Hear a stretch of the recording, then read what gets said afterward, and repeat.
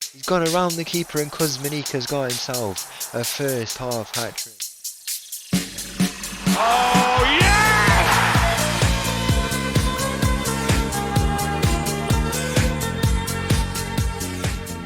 Hello and welcome back to another episode as part of the Corners of Europe Challenge, and welcome back to Shakhtar, where in today's episode we have our season preview 2038-39 we're into now, which is absolutely crazy. Looking ahead to this season and also the transfers we have made. We've made some quite big ones, some big names coming into the club. Here we've got that, and then after that we've got a game against a newly promoted team, I want to say, in Prykarpattia. That's how you would say it, Prykarpattia, yeah. I'm pretty sure they were just promoted to the first division. They were actually, oh no, they were, I don't know, what is this? Yeah, I think they were relegated and then have just come back up, something like that. I don't know, but yeah, we will be playing them today. Hopefully we can start off well in this season. It's a big season for us to try and go and get to that Champions League. The latter stages this year, we have to go and do it, especially with some of these players that we brought in. I mean, there's no guarantee that we actually get there because we've got our playoff, which we now have to play. We don't automatically go in anymore, which is ridiculous, considering we've made back-to-back round of 16s. But I guess we can't really help it. We'll probably get an email saying the reputation's gone up. But anyway, we're looking at transfers and how these players will fit into the team. It's been a pretty quiet summer, but there's been some big signings. And this page doesn't show everything that we've kind of done. So we'll look at players who've left us. Adrian Wallin has left us. He never was going to break into the team. They brought him in on a free deal. Had a good loan spell last year and has now gone to Borussia Mönchengladbach for 3 million, so a pretty good deal overall for play we signed for free. Polishchuk has gone and left us. I mean, he wanted to move and he wanted to go to a Saudi club. You remember what happened with him about the Napoli situation. I'm not going to stand in his way, and I think we can improve in that position anyway. So we let him go for 15 million, and then finally Arnold Ngara has left us. He had got a few minutes last year, but not loads. Probably is better move for him if he'll get a good role there. With Fiorentina, a team who you'd think get European football. Don't know. We'll have to see how they did last year. They got to Europa League, so it's a decent club for him to go to. Hopefully, he gets the minutes he is considered a regular starter. And overall, it will be a good move for him for a player we got for free to sign him on for 17 million. Some good profit. The players we have brought in. 4 players we've brought in, as you can see here, and there's another player I'll explain about. But the first player, I told you I signed him last episode. I signed him very, very early. We've brought him in. It's Erlant Cortazar. He is a Spanish right back. He can also play at centre back, and you can see how good he is. Absolutely amazing. He's a Las Palmas graduate actually, so if he develops, we could actually maybe take him back to Las Palmas. He was with Chelsea for a few years, was a key player there, as you can see, in a team who won the Premier League whilst he was there. Yeah, won it twice actually, so a big reputation player that we've brought in here to the club in Cortazar. Spanish international. He went to the World Cup along with Ochoa, Lozano, and Farre, and they all actually won it. Lozano played in the final. I watched it, which was nice for the boys. They all got themselves some winners' medals. A great achievement. But yeah, we're showing the type of players that are bringing in. Obviously, Jesus Farre has been here for a long time. He was a backup goalkeeper, and he's in that Spain squad. As a third choice goalkeeper, I think he's made like 1 cap. But Ochoa, Lozano, and Cortazar. Now, I said how it's 3 players in the last 2 years who are massive reputation players. A very physical player, as you can see here. Maybe keep him on the more defensive side, but he can also play that full-back role. I'd like him to do it if he can. But overall, we have a massive player who we have brought in here. The next player we've brought in, it's one of those signings where, I'm looking on I'll literally show you what happens, right? We go on to scouting, player search. I don't use it as much as I used to, but I was using it a lot this summer for a reason why I'll show you in a second. You just go here and you see where it was searching then, where none of the players, I mean, there's one, for example, Abdul Fatu was there, and he's like dead old now, but he's just there because it's just loading him in. Yeah, Abdul Fatawi was there, but Rodrigo is another one. Yeah, we have literally brought in Rodrigo. He's 37 years old. He's probably the worst of the old players that are brought in, including Osimhen and Insigne. But you know what? Why not bring him in? He's not too demanding on the wage bill. Could get a few minutes. Can play a load of positions as well if we need him to, across different areas of the field. Usually they do well. Hopefully he can get like a few goals for us off the bench, and it's nice to have him around. Brazilians come to the club. The club want us to sign Brazilians. Not they're disappointed with how we're doing at the moment, but I guess it's whatever. It's nice to bring him in. It's nice to see him, and yeah, we brought him in on a free deal. And then the next two players are really, really important players that we've brought in. Combined fee of 43 million. The first player we brought in is Mikhail Zharov, as you can see here. He's a centre back, and he can also play at right back. And what he gives us is he gives us that Ukrainian element to him. Very, very important. He will get lots of minutes because he is a very, he's a good player overall, as you can see here. Happy to be a squad player. He will definitely be getting minutes with this system that I've devised to play the minimum seven, because the front three are staying, that's guaranteed. But with Polishchuk leaving now, that means we're playing eight foreigners, starting eight foreigners, and we'll have to make a system where we rotate these Ukrainians in. Zharov is the first one to come in. He comes from Rio Ave, who are in the Portuguese league, so obviously a place we've been. And the next player brought in is Serhii Kravchuk. He's come in from Bologna. Yeah, it is Bologna. He's played with a number of clubs. Decent player overall, as you can see. I don't think the Stars do these guys justice. Also agreed to be a squad player. He's also gone to the World Cup. I scouted the whole Ukrainian World Cup team. They went to the World Cup, supposed to do really, really well considering they won the Euros. I'm not sure if I showed you that, but they did. And they got to the second round. I don't know what this second round thing is. Is it a different format to the World Cup? It must be. No, it isn't even the three group format. I don't know if they've modelled it wrong or something. But yeah, they got to the second round and got knocked out to France 1-0, which was it was a shame to see really, but at least they were there. Not usually making the World Cup, but France did get knocked out to the eventual winners anyway. So I guess it's not too bad of a result, only a 1-0 loss. But overall, a very, very good player, another option in that midfield, can play a number of roles, just like Zharov as well. So overall, two really, really good players we've brought in there. Very, very happy. And the final player, now I know I've not brought him in, but I'm very, very confident we can bring him in. I mean, you can look at the finances. He will go a little bit over. We're going to have players who will leave us as well. Mancini is going to leave to Borussia Dortmund for 35 million. I mean, he's not the most technically gifted, as you can see. It didn't really work out with him, and overall, to make a 3 million profit, I'm not going to complain really. We've had offers for Alex. Alex could leave if Real Madrid come back in because he's unhappy, and I'd be happy to let him go to Real Madrid. We had an offer for Antonio, which was not good enough. Ouattara had a big offer from Juventus, and so did Rysakov, touching nearly 60 million. But I'd want the money up front so we can buy the players now, so I wasn't going to let them go. Rysakov, I would have let both of them go really, because um, then they are, important, but they're not like a Shevchenko type of player or a Lozano or a Choa. I would have let them go, but I'd much rather them keep them, give them at least a season more, because obviously Recycle has broken into the team, done very, very well. Owatara's had a good first season in the club with us, and overall, there's no reason to sell them now. We might as well be patient, and we've got good depth if they don't play well, so no real issues. But and Mauro Couto as well. I had an offer from an Icelandic team, but I wasn't going to let him go there. It didn't seem like a good offer. He didn't want to go anyway, so he's here for now. But we'll have to see. I don't really want to sell him. If I have to sell him, I will sell him. But we'll just have to see. He's really got still some good qualities that I wouldn't want to go to waste. Whilst he's still got a few years left in his career. Really good first season with us, as you'll remember, but just unfortunately fell out of favour in the last kind of two, and yeah, it's been a bit rough since then. But what can you do really? It's just the natural cycle of a player. But what a legend he's been, the biggest legend arguably, definitely of the corners of Europe challenge. So yeah, that's that done. The final player, I'm very confident we can bring in. It's because we couldn't bring him in. He's coming in from Arsenal. He's the fifth big reputation player. I refer to these brand of players. It's Ochoa, Lozano, our new sign. I'll show you them in the team. So we've got Lozano, Ochoa, Cortazar. The other one was, who was it now? It was who was there was another big player who I can't quite, I don't know who it is, but there was definitely a very, very big reputation player, unless there isn't. I don't know, but is there anyone coming in? But there is the player there.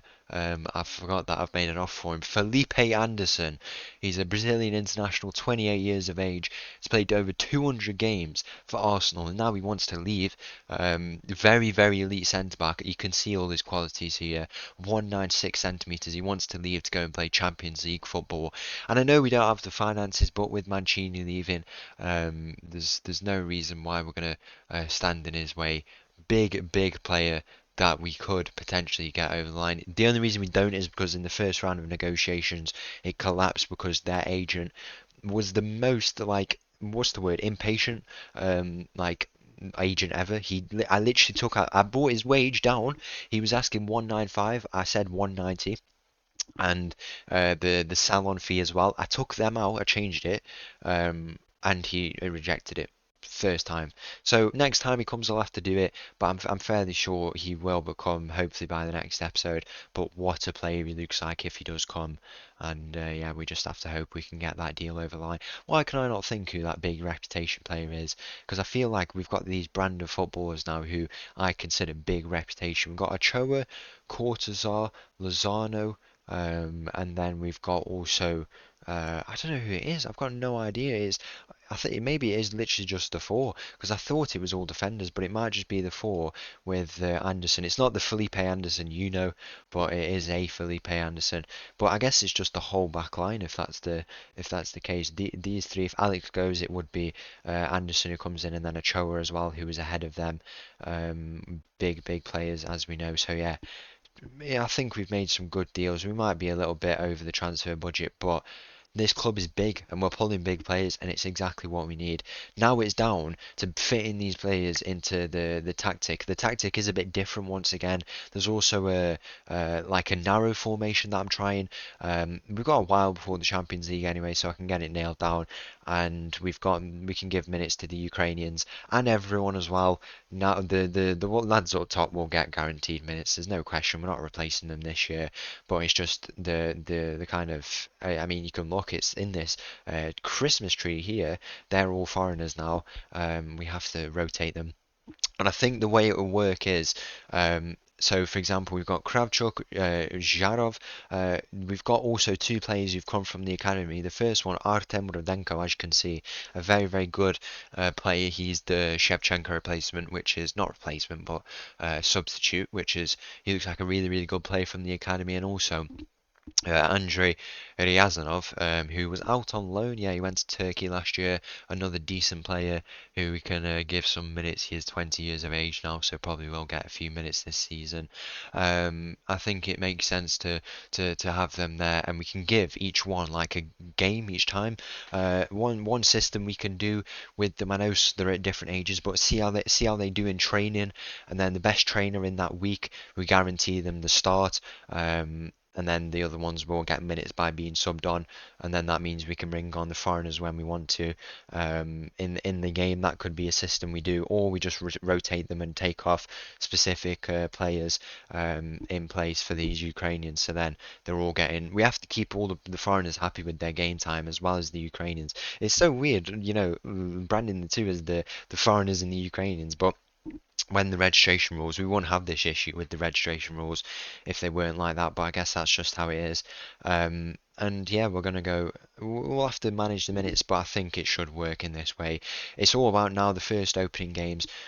Continuing that unbeaten streak. Ideally, we've had two losses in 90 games in the league and three losses across all cup competitions, all the Super Cup, all the league. Absolutely crazy. We dominate now. So bringing in one of these Ukrainians wouldn't harm because they'll know how to play the league anyway. Obviously, they all will have come up in Ukrainian academies. Zharov came up in Krydvas, as you can see, and also Kravchuk came from Chernomorets. So I think they'll know that. I think they'll know how to come in and play, and we get that tactic nailed on. Whichever one we could go back to a DM. Ochoa's playing a bit more advanced. advanced. Tom Jansen comes into the team. Neto drops out for now. Or we could go narrow, something like that. We'll just have to see. We really will just have to see. I mean, Neto's been dropped because we were playing a really attacking midfield. Now we need maybe a bit of a deeper role. Santos is, I would go over Santos for Santos every day of the week because he's just so consistent. You can see his stats whilst he's been here. 24 goal involvements in the league and then another 24. Neto was good last year, but I think it's a Jackson situation. I mean, if you take a look at Jackson, he was an important player in the. He joined us. He was the first signing I made actually. Did all right off the bench, so we gave him a lot of minutes, 20 goals and assists, and then dropped out of favour. Still got a few starts and lots of minutes, 8 goals and assists there. But then Neto in his first season has done well, but 30 years of age, how much more longer can he do it? 15 goals and assists compared to Neto's whatever it was. They're both 30 years old, but it's always a decision. He is a good leader in our team as well. It makes sense. That's the overview of the season, all about getting this tactic, and which tactic nailed on now. We could go with the DM, the narrow formation, the three at the back even. It's all to consider really. It is all to consider. All this has all gone a lot simpler. The main thing that's changed is a bit more creative. I know we have really creative players, and we probably should have done it last year. We would have got a few more goals in the Champions League for it. Goal difference is obviously very, very important there. But we have creative players, and now it makes sense to do that. And also distributing the ball out faster, playing a lot faster, moving it up, stopping this playing it dead short and forcing the errors for ourselves. Just going and moving it up with a bit of expression and fluidity and a bit of pace, I think is the way to go. Pretty long intro. It's a lot longer than the one from a few days ago to start that season, but this is a big season. It is a big season. If we can get this Anderson signing, we've got big players. The defence is absolutely nailed on now, pretty much. We've got amazing creative midfielders, and that attack, the Ukrainian boys in attack, absolutely immense. How are we looking in pre-season? I picked the games for pre-season. We had 2 away games against Borussia Dortmund and Arsenal. 2 narrow losses. I guess it's only pre-season, building sharpness, but at the same time, that's what we do in knockout games, and then go and get the result at home. It would be decent. And then we had our annual game against well, it's not annual because it happens in January, but we did it now for morale. 15-0. 5 goals for Shevchenko, 6 for Santos. You can see why I play him. And Rysakov got 2, Neto and Kuzminik as well. It was very, very good. Very, very good. 11 XG we generated. That's the most I've ever done, I think. The most before was like 5, 6, 7 maybe. And then also we invited Ludogorets as well down to the Donbass, which was nice. We managed to get a win over them as well in what was a very, very convincing display. So if you've managed to get to this point, thank you. Hopefully we can deliver now this season if we get that sign over the line. Big team we've got here now. We're so close. We are so close. You've got to remember, we just have to get that top 8. So we play the winners of the playoffs, and we're a seeded team in the round of 16. We beat them, and then in the quarter-final, semi-final, it's just playing a little bit better because you saw how close we were against RB Leipzig. Just that little bit better, and we are onto something. Let's go and play our first game of the season against Prykarpattia. So the team for this opening game of the season starts with Enrique in goal, backline of Rotaro, Lozano, Zharov and Cortazar. Tom Jansen, Ochoa and Santos make up the midfield. We've got Rysakov on the left, Shevchenko on the right and Kuzminik up top. Kick off here in this game against who we play now with the team with a long name, Prykarpattia. We'll have to get used to that one. As well as getting used to this new formation, the new team, a few new faces obviously, but I think we've got I don't know what I think really. We'll have to just go and see. We've nailed the Ukraine now, but when I consider these teams that I build, I'm never ever considering Ukraine. I considered that for the first half season when we were getting settled in and we were out of the Champions League by February or wherever it was. I think we've got a good team here. Hopefully, it's defensively where we need to improve, and now we've got those big signings, but also the tactics as well. We're playing a bit of a more of a standard line. We're not tying the attackers to defenders. I mean, to step up. as much, because I think we were getting caught out like that. And with these, if we bring in Anderson, Lozano, I get they've got good passing, but the whole team's got good passing. It's an attribute I look for in defenders, but maybe I should make them just stick to playing a bit. I don't know. We'll have to see how it works. Maybe it is an issue. Maybe just play them as the strict role, because I also look for the very tall, physical, and kind of the players who can get on the end of balls, get those crosses out when they come in, and when there's a threat in the box, they are pretty comfortable in getting it clear.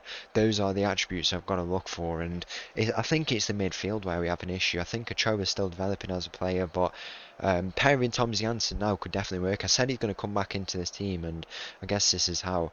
Hopefully, it does the better. He can't play a deeper role, but I think he's got such good, uh, you know, I think he's just got great, overall IQ, footballing IQ, and I think when he's given a defensive duty, I think he'll go and fulfill it for us. And I think it makes sense to pair him for now at the start of the season. If Neto has to come back in, then he has to come back in. Tom Jansen's playing as a Mazzala. On that side where Rysakov is, so not the side where we play Shevchenko. Apparently it's better to play it that way, so I might try it, but it can change. It can definitely change. In the narrow formation, it can add an extra player, kind of, because even though it's two players, we drop potentially Rysakov if we need to, whose position has always been. He's not been the. I don't know how to explain it. He was never here in the first season. He was not that present, but he's just been so good since he's come in. He's been taking me by surprise, considering the only reason we played him is because we didn't really have a left winger when we played him in a pre-season. Then he just started the season, and then he was just insane. So I guess that's just how it went, and we can't really complain. The opposition out here have a bit of a chance. We are leading 1-0. I don't know why I didn't say anything about it, but one thing's for certain in this season, Shevchenko is not going to stop scoring as he gets his 104th goal, I think it was, for Shakhtar now. So he is an absolute legend at the club. Not like the other Shevchenko who was a Dynamo Kiev legend, if I'm not mistaken. Dynamo Kiev were much bigger back in the day, but this Shakhtar team are massive, and they're going to keep attracting these players. I mean, Anderson wants to join. It's going to be expensive, and it's going to go into the wage bill, and it's going to go into the transfer budget, but we need to spend this money. We have a very, very rich owner who's given us the money, Ukrainian, I'm fairly certain, and he's investing into the team, and we have to go and use that effectively, buy those big players. I never usually do it, but I think I'm getting a bit better at the transfers now, so it makes sense to go on and do it. So hopefully it works out. Here's the big play. Cortazar squared that ball into Kuzmanik, but he is not able to convert that, only denied by a save there from the opposition goalkeeper. Rysakov was going to play this ball in here. It's been a very lively start to this first half here. Cortazar gets on the end of that header. We need to score 4 or 5 goals here to get ahead of Dynamo Kiev, which is it's a tough ask, but it's not impossible, so hopefully we can go and do it. Ochoa finds himself on the ball here. Go on, have a shot, lad. Have a shot. Ochoa, he's lining it up. Ochoa might go all the way. Ochoa has the shot. Oh, it just went wide.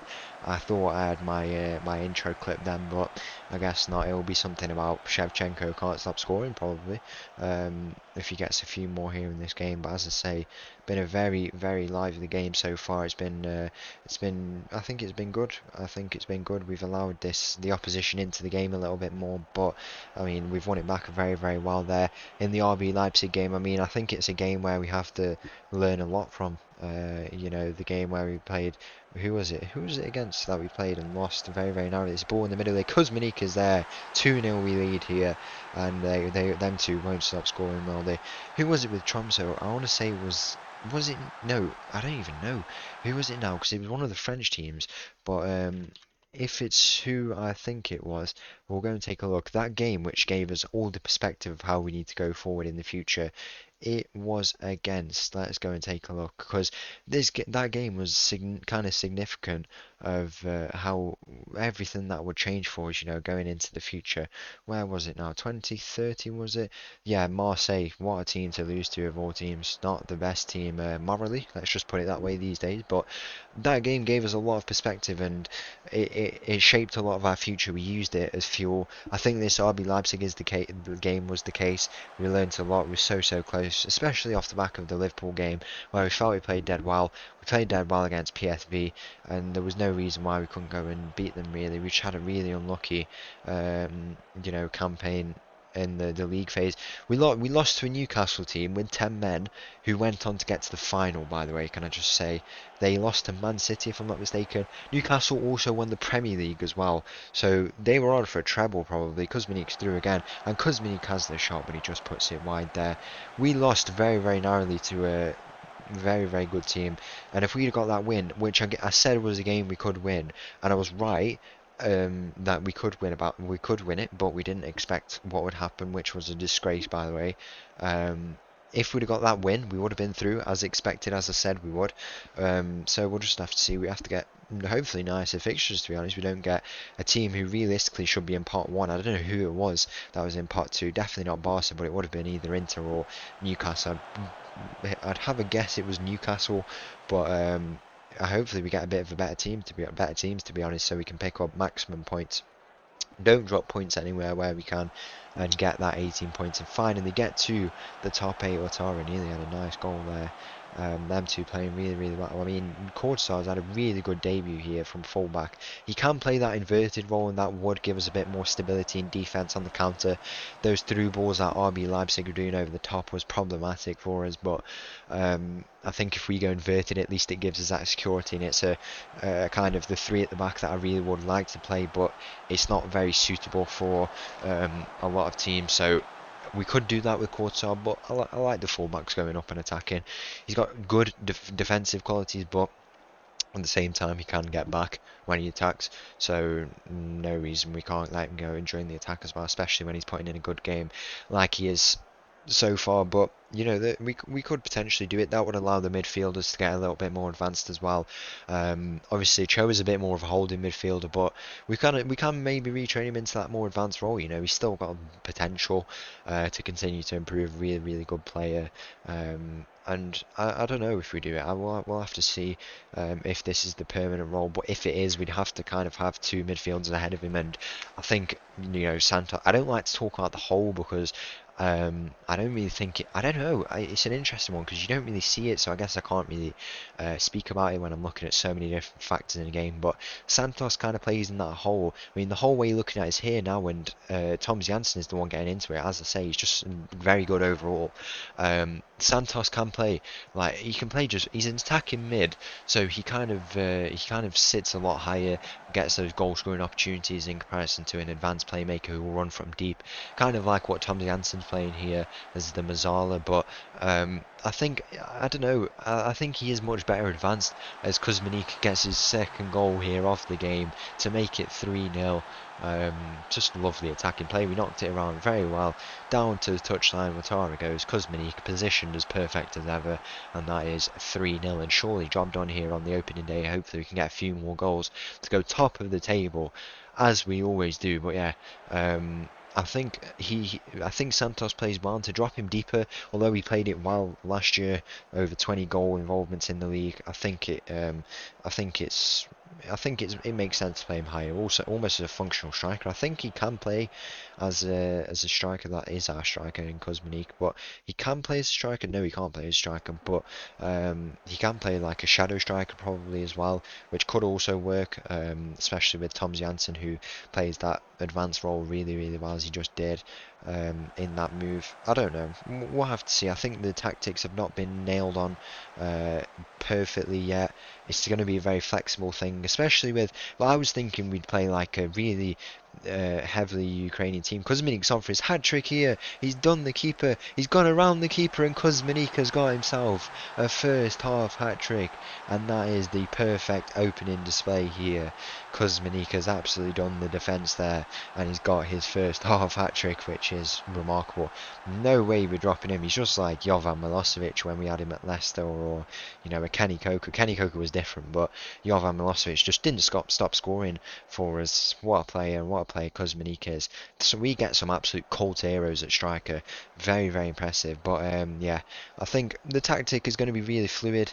I thought a lot of the new boys wouldn't get minutes at all, but now I've realised this is what we can do, kind of rotate them out whilst keeping them. They'll stay happy because, you know, say for example they play 20 league games, they get rested, it's a reasonable amount, and they play all the Champions League games. I'm talking about these big reputation players.